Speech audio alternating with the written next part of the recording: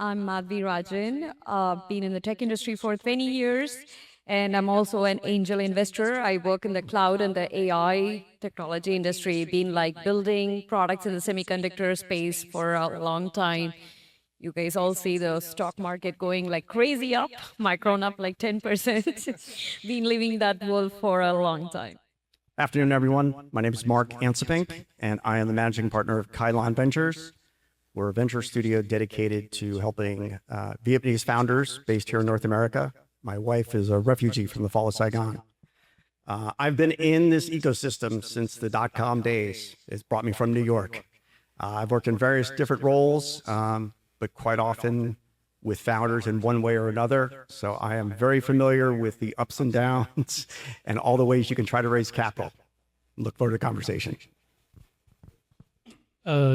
Good afternoon. My name is Perry Partlow, founder and CEO of Ryvech Systems.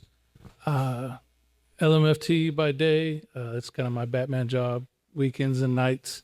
I'm kind of the new guy as far as the business thing goes, but hopefully we'll have some interesting perspectives.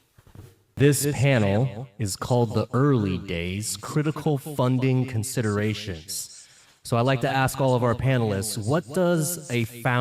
where does a founder actually get capital before they have revenue and traction? Friends and family. Friends and family. That's where often it's going to start, but also then you want to tap into alumni networks, incubators, places you can go without diluting, capital. So you get resourceful. And I'll close with this, is that my founders, they have learned the most when they've had the least to work with. I think I would add that sometimes it's even customers. If you're selling a project pre-release, we've seen several examples of that. I think the networking piece is really big, like who you know, believing in your product, and being able to show the people that you're going to try to work with the faith that you have in it so that they believe in you. So where do founders go before they generate the revenue? You wouldn't believe it is find the right set of founders. Especially we are living in the Valley.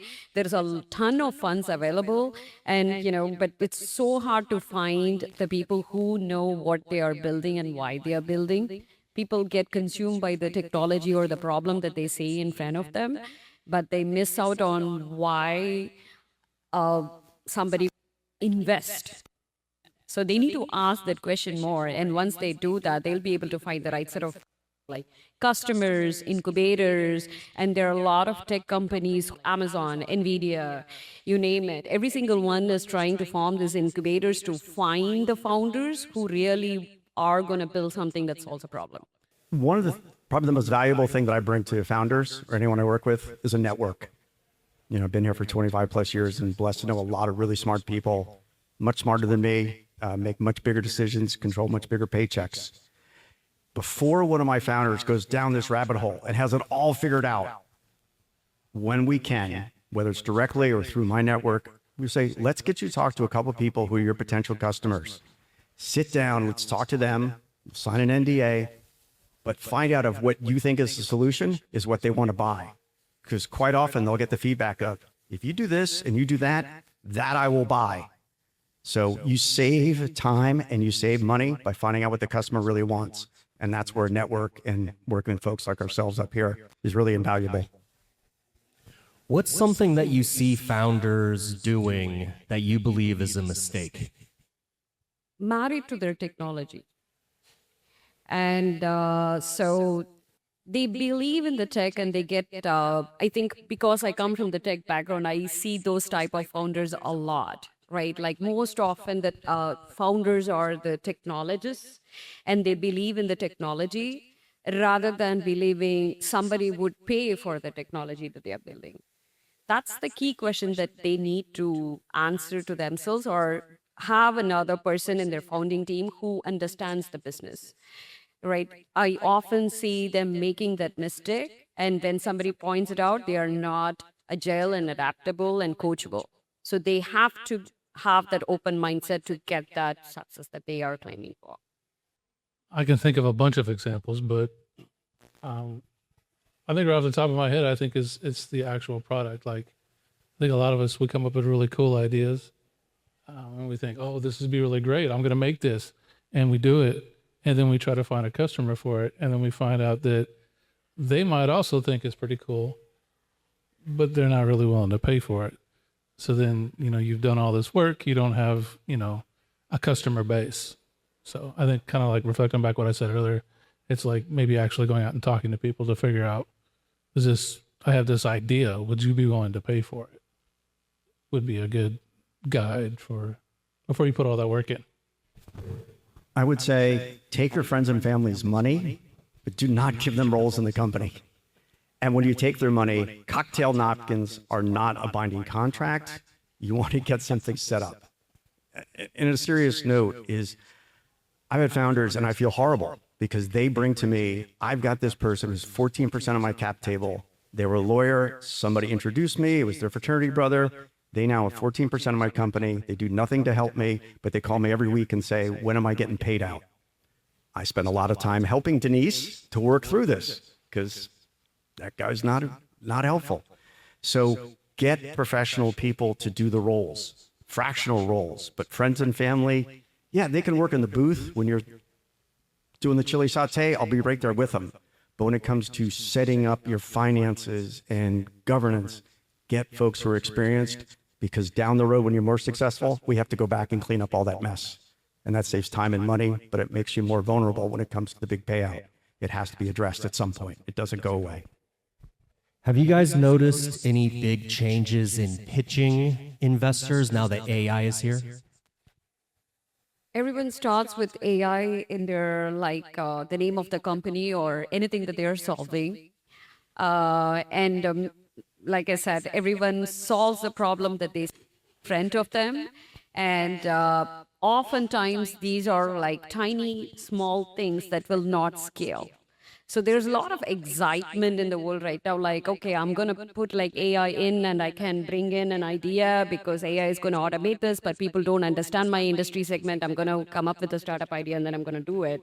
But it doesn't stick. No, it's not easy to become a unicorn. So you can, but it's not easy. You got to understand what is the real mood that you can bring to the table with your product and with your startup. Only then they can win. But yeah, there is a lot of buzz and craziness going around to answer your question. Yeah. AI definitely is taking up a lot of oxygen in the room, and investors chase what looks like the next big thing, and AI is big. But there's a lot of problems and a lot of things that need to be solved. So the founders I work with is like, be true to yourself, be from the industry and what you're trying to solve. It's really hard to solve something if you haven't worked in it. So it's that idea of being true to yourself. I go to a lot of M&A conferences and other things. And one of the things that I found in the last two was people want to talk about things like janitorial services, business services, things that has to be done. Somebody at the end of the day has to vacuum this room, change the lights, washes those windows, clean out all these things. Those are really good businesses. AI can help them and impact them and improve them in certain efficiencies, but at some point, those things have to be done. That's not AI, but those are really good investments. And I get asked a lot about, do you have companies along those lines? So be true to yourself and know what you're doing. And don't worry if it's not AI. Good investment's a good investment.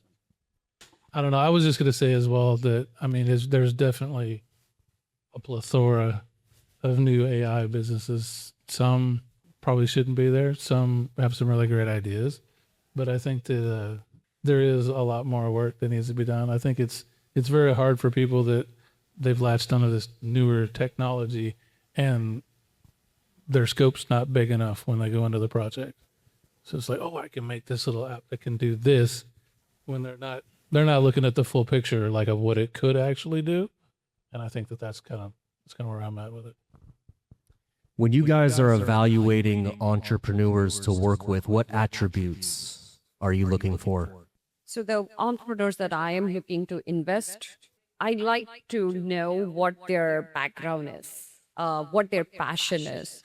Valley, I see there's a lot of money floating around. So one cannot retire on how or have the cushion and then say like I'm gonna go do a startup. You need to have a fire in the belly if you really want to do a startup, because you're gonna be hit with problems that you would not have even thought of. Like how he said, like, hey, you want to hire the right lawyer for you. And if I'm like someone who healthcare industry or like some other tech industry trying to solve a problem, and this is the last thing I would be thinking about, and you would begin wondering like, is it worth my time, is it worth my energy? So it's, if you are starting a startup, you cannot do it when you have the cushion. It's fine if you want to do it, but you still need to have the fire in the belly. So I look for people who have those stories. There's two qualities I look for, and they were beaten into me because I was not born with them. Listen and be humble. I can have the best advice, I have a solution, I have an introduction that could change everything. But if the founder won't listen, it's a waste of everybody's time. And they think they have the solution. But going back to the example, let's talk to potential customers. Let's look at people who tried to go down this path before you, and let's see what happened, good or bad. This did not start off the rule for our venture studio, but it's become it, and I'm actually quite proud of it. My rule is I would not have a founder unless I'd have them over to my house for Sunday night dinner. That means that I want to know you, you want to know me, you want to know my family. We care about each other. We're going to go through the ups and the downs and celebrate, but like we care about each other, and I like you and you like me, because we're going to spend a lot of time together. And at this point, I'm proud to say I've had every founder except one over for dinner, and 3 now use our son's bedroom, who's off at University of Washington, as their hotel when they come to San Francisco.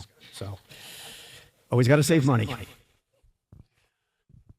I would go with all of that. And I would also add on to it some resilience and some passion about what you're doing and the actual ability to be able to break it down and explain it to me. Like, I mean, so that you show me that you really understand it and you can make me understand it as well on the pieces that I'm not quite on board with. Let's talk about non-dilutive money. When does it make sense to take non-dilutive money, and when is it a trap? This one was mine. I think it's a good idea for non-dilutive funding, which does not going to take any equity from your company, right? That's important. I think if you're trying to prove a concept, if you're trying to prove a pilot, it's free money on the table. I say free with air quotes. There's, as you heard earlier, if you were here for the earlier conference, there's a lot of administrative tasks. There's a lot of loopholes. There's a lot of check boxes that you got to do. You mess up on something, you're going to not get your funding. I think where it's actually a trap is when you don't know what you're using the money for. You're just trying to get money, and you end up chasing grants. So you get one grant, and then automatically, instead of trying to use that money as fuel for your company, for your product, you're chasing grants at that point. Instead of working on that, you're chasing the next grant. You're chasing the next grant because you don't know how else you're going to be getting money for your company. So that's the focus should be at that point on how to make your company actually bring in revenue. Yeah, I would add like, you got to remember that your company value gets diluted as well when you're accepting the money. So you got to be careful of why and what you're asking and how you're going to use it for. It shouldn't be just like I'm going to be scaling this particular, like a product or like a particular marketing or sales or some kind of function. But what problem you don't have to solve once you get that money, or what is it going to be used for? So you have to have that clarity. Otherwise, you're going to face dilution. Both great answers. I'll just add real quickly. Tell founders from the beginning, you have to explore multiple parallel revenue streams or funding streams while you're going. There's grants, there's strategic investments, there are friends and family, there's angels. I tell them what you see on TV and in the movies is not probably the best way for you to go. One of our missions is generational wealth. Most VCs, it's not their fault. Their model is to get a return in their investment within a certain period of time. If you as a founder stand in the way of that, they have to get you out so they can do what they are legally, contractually obligated to do. So I tell the founder, look at all of these things and let's be smart about it. And if you're working on multiple paths, things will come up, and be smart about it. I'd also say this is one of my most successful founders. He, Sunfish Sauce Company, 62 countries around the world. When he has brought in partners, it's because they were really helping his business. So the person in charge of his logistics was by far the best distributor he had. The marketing person was somebody who was working for his competitor. They got bought for $1 billion. He was out of a job. He brought them in because he's the Coke to their Pepsi. So look for people who will actually see something and put money into your own company, because then they work twice as hard. Yeah, that's an excellent point. What misconceptions about raising capital do you see early stage founders having? I think that a lot of, I don't know, and I'm more smaller businesses. I'm not in the big leagues yet. Come see me in a couple of years. But I think a lot of new business owners don't really understand everything that's out there. I think they get an idea, they come up with a product, and then they're like, oh, like, what do I do for money? Like, I'm not generating any revenue here. So it's like, okay, you start looking, you go to Google, or you go to nowadays ChatGPT or Claude, and you're like, oh, what are some ways I can generate so I can get some money for my business? Oh, well, there's SBA loans, and there's all these, there's VCs and angel investors and all this other stuff. If I was to go to Ryan, he probably wouldn't give me 25 seconds in his office. Like, oh, no, I don't have any revenue right now, but I've got some really great ideas. And I think a lot of people get stuck there. And I think that they don't know, like, really how to go about doing it. The goal of the meeting is to get the next meeting. You cannot tell them what you've been doing for the last 8 years in 25 minutes. First of all, if you really haven't gotten their attention the first 30 to 60 seconds, you probably won't get the 25 minutes. The difference is I've gotten your audience with somebody who probably, hopefully, give you more like 50 or 55 to start with. But you can't tell them everything in one meeting, nor should you try to. So I have worked on 77 slides that we got down to 12. That includes the opening and the closing. I also laugh because you sweat every single word and people scan it. But you have to sweat every word on those 12 slides. But the whole goal is to just know what the objective is of this meeting and to go to the next one. And it's really hard because the founders, they want to cram it all in there. If I just write a little bit more, then I'm going to get an A on this paper. And you know what? No one can read that writing in the bottom because it's all screwed up. So you end up getting a C+, So just go with what you know and say, like, get that next meeting. And after that, we'll go down that rabbit hole and that rabbit hole. Because if they like you, they want to talk to you. But if you just talk at them, they'll get you out of there pretty quick. We've been saying that it takes 7 meetings with an investor on average to close them. Some of them take more meetings, some of them take less, but on average, 7 meetings. And I don't think many founders are keeping that in mind when they're talking to investors. We only have less than 10 minutes left, so we wanted to open up some questions to the audience. Why don't you go first? Hi there, Marius here. But what advice do you have for a say founder that's getting feedback that you're too early on the front up development side of things? Would it be continuing having conversations with more investors like a funnel? What I often see is people just come up with a number without much clarity on why they even need that dollar amount. And you need to scope that out. And I would actually pile up more on the number of customers that you can get on board with, either as an MVP or just get like an attestation or have more eyes look at your product and have it validated. When you have those numbers to quantify your product, you will have more investors who would want to talk to you. All great feedback. The one thing I'd add is you want to be really detailed in showing what that money is going to go towards. We're going to build this product. That's not the pie chart. You got to go USA Today and show them where everything is going on this and in what order, and think if they also think that's the right order and priorities and percentages if you are to have that conversation, because it's their money they're giving you. So they want to know where it's going, and they might have some really good insights about how to best spend that, or just better get save their money and say, oh, I can help you with this. Any other questions?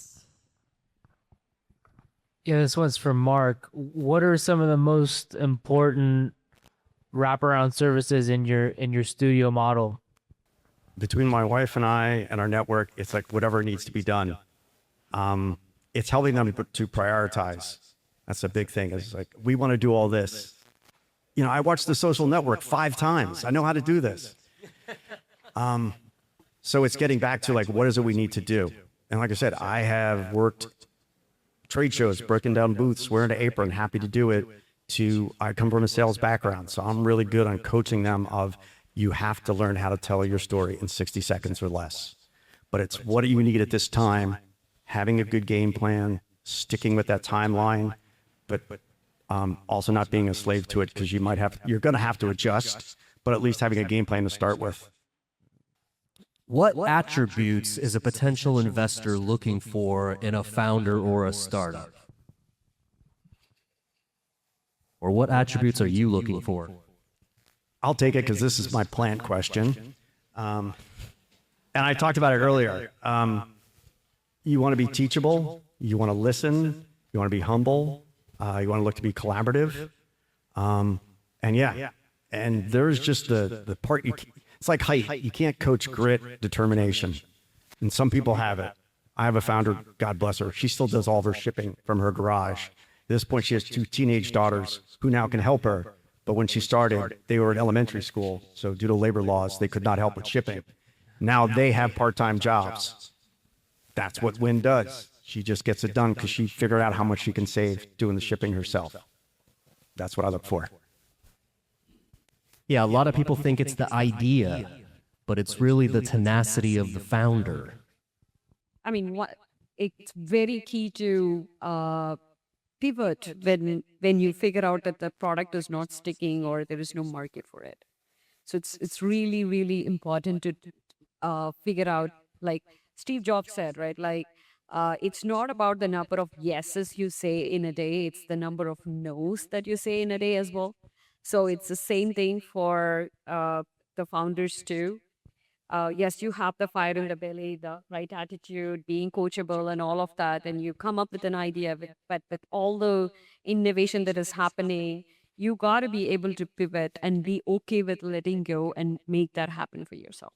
I'm going to add on to my earlier ones. I'm going to say wise stubbornness with the ability to be flexible. Like, you know, you might have a great product idea. If you're going to listen to the coaching and take some feedback, it might take you in a slightly different direction. So having that flexibility in mind to be able to actually make that shift without, you know, giving up or, you know, something like that, I think that would also be important as well. Give me somebody who it's their second or third startup. The first ones didn't all go incredibly well, but they learned really good lessons. That's how you get back to being teachable and humble and resourceful. Because those people, I mean, they want it because they're on their second or third try, but they also like, they get it. It just makes it easier, you know? So yeah, you've got the scar tissue. I'm right there with you because I've worked for failed startups myself. So outside of friends and family, how do you recommend entrepreneurs reach out to investors or find investors? Should they go to a bunch of events? Should they spam them all? What do you recommend for early stage founders? I would say find your crowd. The crowd could be like the customer profiles. Those could be conferences. Go look for, not in terms of just finding an investor out there, but how the customers and what they are solving for, who's investing in them as well. So go figure out the pattern, like hardware, the person that spoke about, right? Not many people understand hardware. I get to talk to a ton of startups, but I come from the hardware background, and I find it very shocking that people don't understand and talk about infra enough. Everyone talks about responsible AI, but for me, responsible AI is actually using your infrastructure, right? Because you could save so much in terms of power, cooling, a ton of stuff. Not every product or every solution, every AI agent needs a GPU or how many GPUs, you know? So it's really key to go find your tribe, not just to events where all the angel investors are hanging out, you need to understand which events and which, like forum has the same customer profile or partner profile, or so be part of those events. Find those people who you can go talk to. The angel investors or the investing firms or the VC firms, they all have a thesis that they put together. Not everybody invests in everything. Like you don't invest in early stage startups, right? But you are always like aiming for those unicorns. So there's no point coming and pitching my startup to you. So you got to understand whom you're talking to, do that ground homework before you approach an event or a person.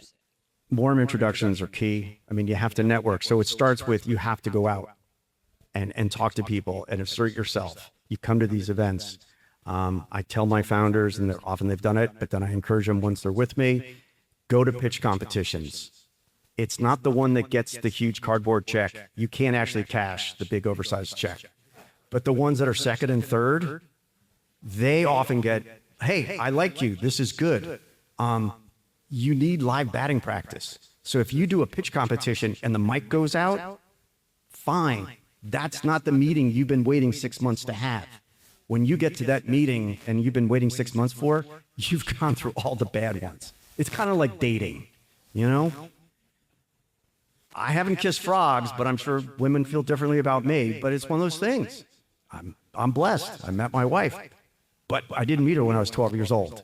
So, you just go out there and you meet and you try and you talk and you pick a little something up. You can steal something from everybody else and you learn something about yourself in the process too. I think definitely networking and the warm handoff bit, coming from successful networking. I was obviously going to shows, going to conferences, talking to people, meeting people, but like the connections that you make at those events and turning those into warm handoffs to other resources, I think is really good.